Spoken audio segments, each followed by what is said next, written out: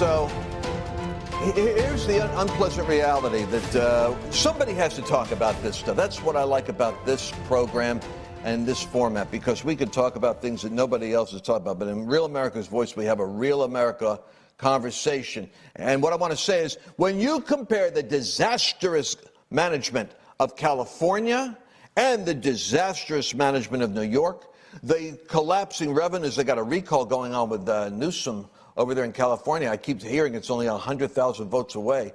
I'm wondering if it's like flattening the curve, if they keep on moving up the number. They get like 1.5 million, I think they have to come up with signatures to put it subject to a recall election. You got the governor of New York, who's under tremendous fire because of, it looks like he's fudging the numbers on how badly he managed the COVID situation with the nursing homes and decision making. Those two states are the leading, oh boy, they're the top, liberal, progressive states of the United States, and they're in debt and they're having a terrible time handling their own health issues. But Florida, on the other hand, with DeSantis, is a thorn in the flesh, because Ron DeSantis, it's amazing. This is like a territory. It's like a territorial spirit. You could almost see it. There really are differences. Texas and Florida, happy place. California and New York, distressing. And so people are moving, like to Texas and Florida.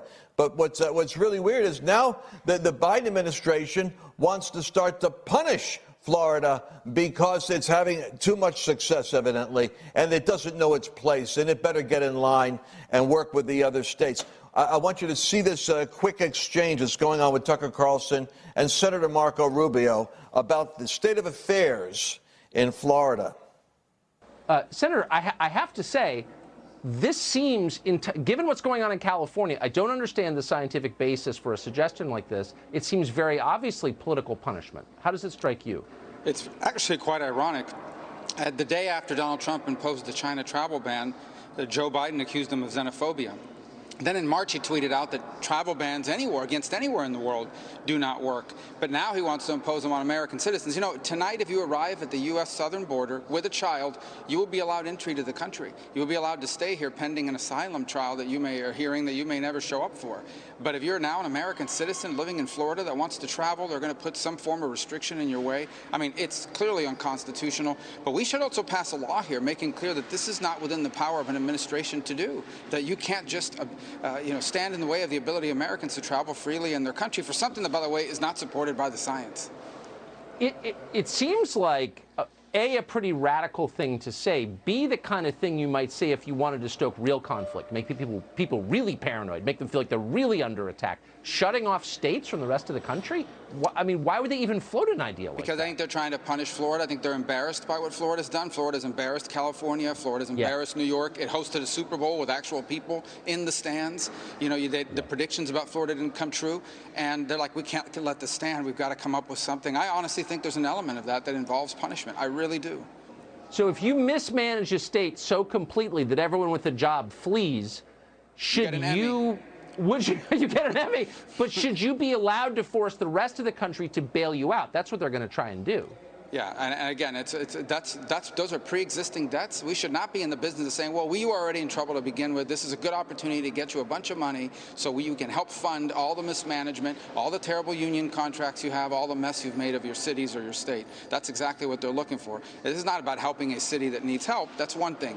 This is let me say their tax base was wiped out by the pandemic. This is about pre-existing debt in the billions of dollars, pension plans that are bankrupting states and cities and counties across the country, and now they view the pandemic as the latest opportunity to get bailed out. You guys understand all those windows that they open there. It's so important that we get this.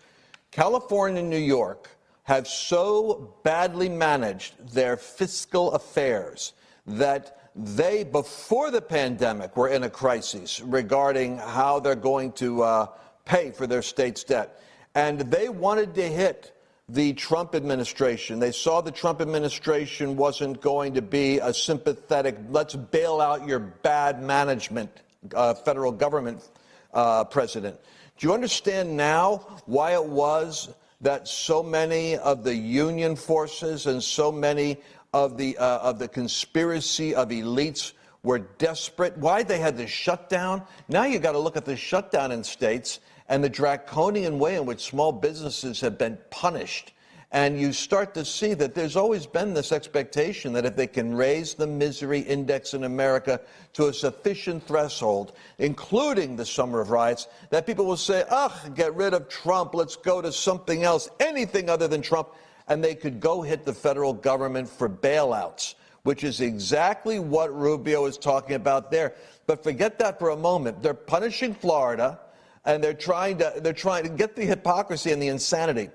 Biden is approving 25,000 foreigners that are not American citizens to cross over into the United States. There is no testing for COVID as of today's broadcast that is going to be given to them. So they're coming 25,000 into the United States. They were on the border, but now he's relaxing all of Trump's bans. So boom, here we start the caravans rolling in. We've changed the policy with Guatemala, with Mexico. Everything we had that was slowing it down is now open doors. They're going to hold a restriction on American citizens in Florida because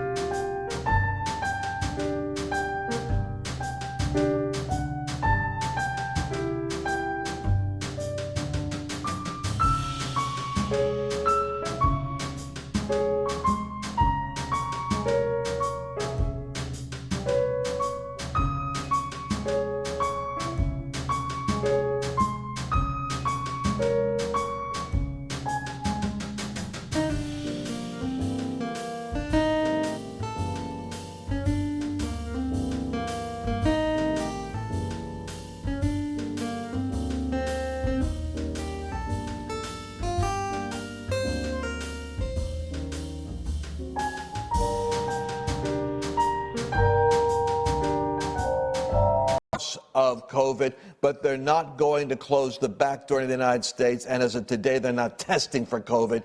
Can you imagine anything more blatantly in your face? It's just picking the outrage of the week is almost impossible. They're all outrageous.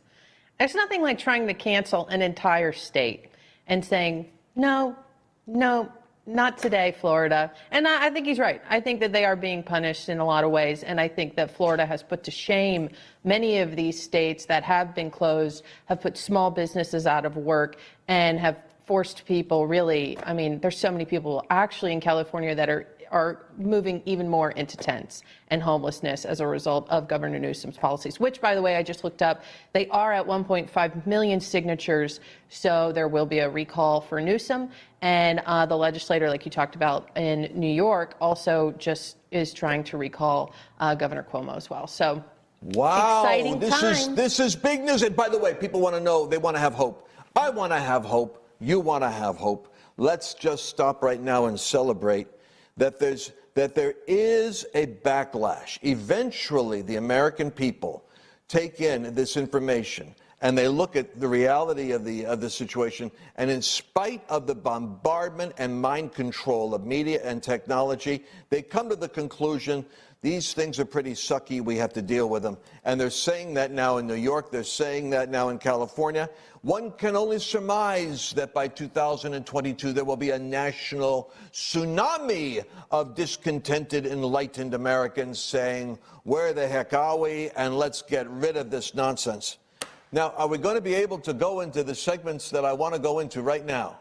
Yeah, I do want to just say, because I know people have talked briefly about it, but the other, I think, kind of ray of hope we have happening, ironically, is that because the impeachment is now going to drag on into weeks, as we call witnesses, I think we have a real opportunity to present our own side of the case here. And so that is something else to look forward to. It's almost like we're tottering right now between two different realities.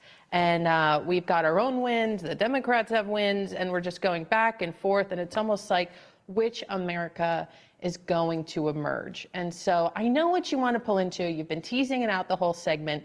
And so I think we could throw into it. And I'll just say this. Also trying to be canceled this week, the Star-Spangled Banner. Insane. Back to you, Lance. I'll let you run with it.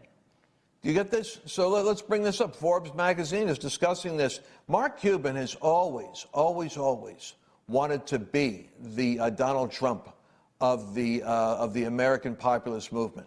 And like I said a moment ago, he's a total miscast. He's an absolute, he's a disaster. He cannot compete with Trump at all. His instincts are flat-footed. He kind of caves in the wrong places. In Texas, of all places, the Dallas home of, the Texas flag. When I moved to Texas, they said that you have to have the Texas flag is on the same height as the American flag, because it was one of the rules they made when Texas joined the Union, that it was going to be joining it almost as an independent nation, becoming part of the United States.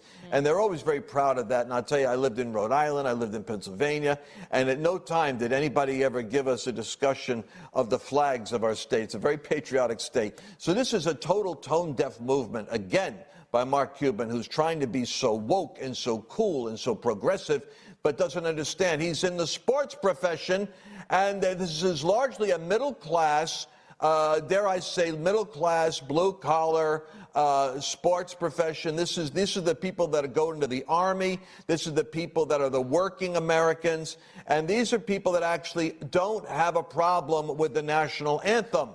And so he didn't know that. He wanted to cancel it, and he wanted to remove it. But evidently that whole thing backfired on him in a big way.